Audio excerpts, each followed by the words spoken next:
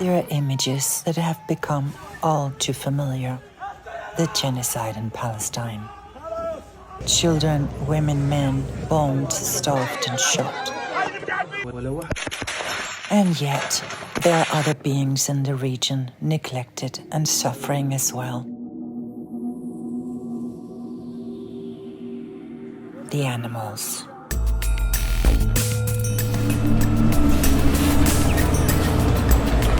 At the Animal Rights March in New York City this year, the absence of a clear stance advocating for the animals' rights in Palestine only meant one thing. We had to be that voice. So we're at the Animal Rights March. We're here basically to give voice to the animals in Palestine that are being slaughtered because of the genocide. The animals didn't fight. They didn't resist. And still, they're hunted, abused, bombed, shot at, left to die. Not because of who they were, just because they were there. There's no food, no water for, humans. It's hard, and then for non-humans, it's even harder. People don't have the information, and there's no way for them to just come upon the information. So sometimes you have to be there to give it to them, put it in their face and let them know, hey, this is going on, it needs your attention. You say you're for animal rights, these are animals too and they need your help. They need all of our help. In the IDF, there are over 10,000 vegan soldiers. That's one out of every 18 soldiers. Israel is often painted as the world's most vegan nation with the world's most vegan army. But not only does it in fact mean the highest per capita consumption of chicken meat and one of the highest in overall meat consumption, it also continuously terrorizes the animal populations in and around Palestine, resulting in a catastrophic death toll for Gaza's animals since the genocide began. Israel has actually killed or stolen, mostly killed, over 97% of the farm animals in Gaza by now. That includes about 19,000 donkeys, about 10,000 goats, 14,000 cows, 58,000 sheep, and tens of thousands of birds that were either directly killed or they died due to genocidal conditions. You'll see headlines like, oh, animals caught in the crossfire. No, it's not animals caught in the crossfire. I mean, there are animals starving, there are animals being bombed, but more than that, there is a deliberate effort to destroy the animals, to destroy the people. Whoa! Whoa!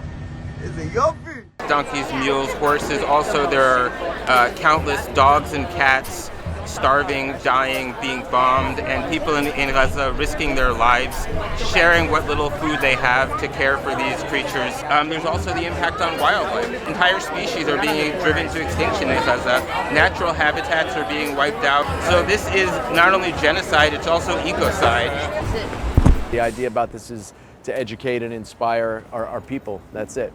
We're just asking people to just honor what speciesism really is. Our movement has been absolutely silent about the animals in Palestine, and it could be for a couple reasons. I think one of the reasons is fear of what would happen if they said something about Israel. I've said it at the beginning and end of all of our meetings. This is not a disruption, and everyone's clear, right? It's not a disruption.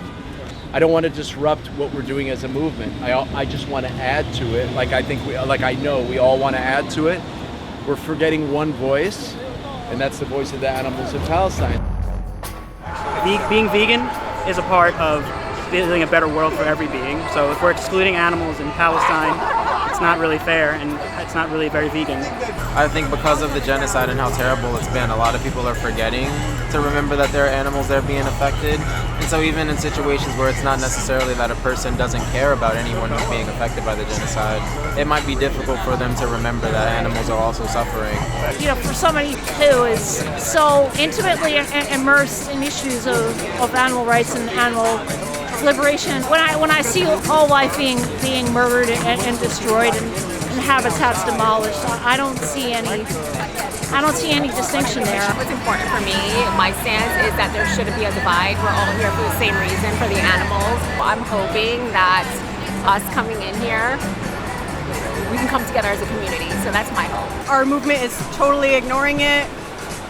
We won't stand for that. We're gonna be here to be a voice for them. Let's go, let's go. We're doing this for the animals. For the animals in Palestine. Right? 1, 2, 3, go!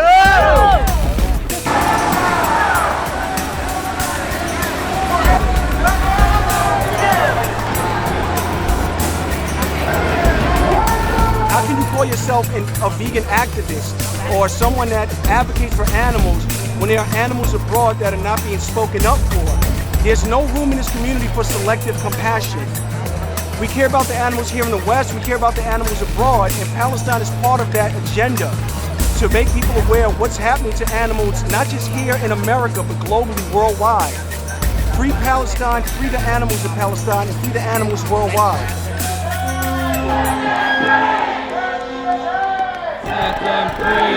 My brothers and sisters of the movement, we stand with all animals, don't we? Do we stand with all animals? We stand for all the animals everywhere. Everywhere, including Gaza, including the West Bank. All these poor animals. There's a colonization happening, and it's happening to the animals as well. When we stay silent, we are complicit with this. We owe it to ourselves and we owe it to our movement. Why are we leaving these animals out? Why are we leaving all of them out? Animal liberation! No! And yet, despite anti-genocide being a blatantly obvious moral stance to take, we've seen time and time again heavy opposition to the Palestinian struggle. Cracked down by governments, by Zionists. And that same opposition has made its way into the animal rights movement. A movement grounded in the moral principle of being for the rights of all animals. I am not interested in having any conversations with anyone who is absolutely willing to forgive and forget all the animals. You can have me removed. I'm just asking you nicely, Jamie. We can talk about it. I am absolutely with you. Jamie, I'm with you. I'm always with you. Do you want me to not to say my chance? Follow our chance. Who's ours? 16 growth He's not here with us. Have him removed. Yeah. And yet, so obviously, suppressing the voices of these ones. They don't want to hear, they just want to hear about some animals. We can only talk about some animals. Animal liberation! Now! Here we go. Here she is. There she is. I am on the side. Don't touch me. Make sure this motherfucker does not touch me. I am firmly on the side of all of you. Don't be filming Question him. why. It's Look, Mike. she's pushing. Don't put your hands on Look, and we are brothers and sisters. I'm with you. I've been here every year. But what I am very sad about is our silence and what's happening in Gaza. Every single animal. Rachel, can you please share with us why you choose not to speak about the animals in Gaza? Please share with us why you choose not to speak about the animals in the West Bank. You turn into a disgusting anti-Semite. It's a shame. When the people tell us it's okay to love their dog and cat, but to eat a fucking chicken sandwich, we have something to say. That's called speciesism. But we're fucking doing it when we're not talking about other animals. When we're not talking about the animals in Gaza. How could this have happened to us?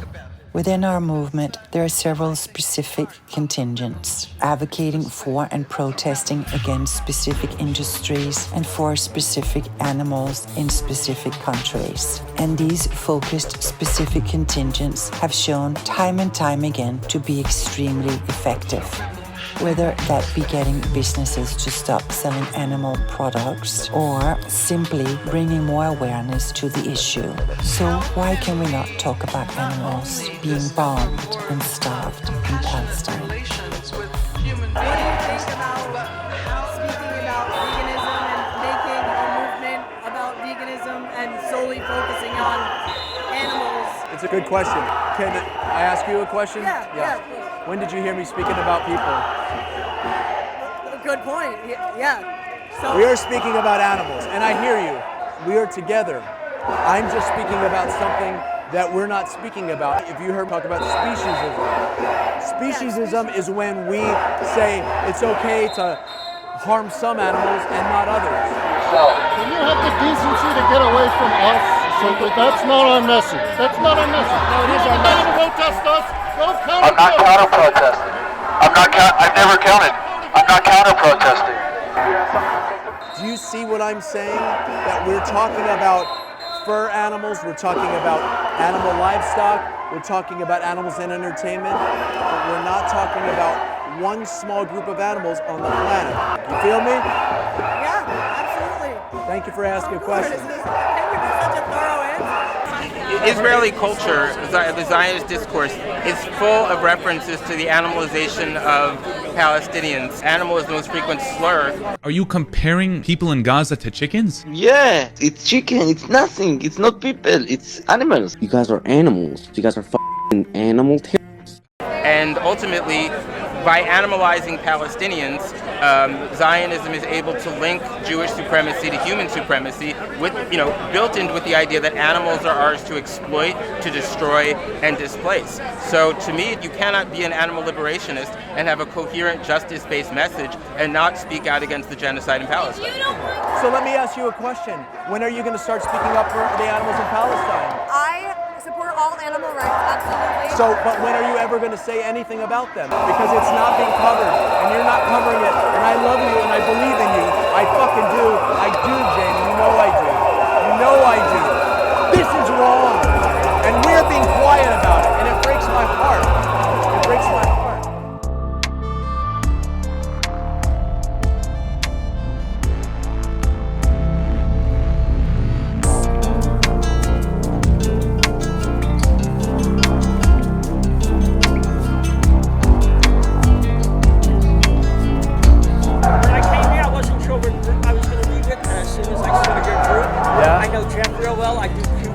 Oh, beautiful, man. Yeah, and I said, this is the group I want to do. Thank you, brother. Yeah.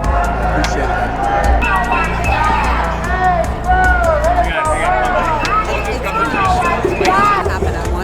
At once. There's no reason. Absolutely. If your message is consistent, that you can't have all of these things happen. Y'all are right. I'm with you. Thank you. Thank you. It's time for a change. The animals in Palestine need our voices in order for us to be consistent with our values. We must speak out for the rights of all innocent beings in Palestine and beyond.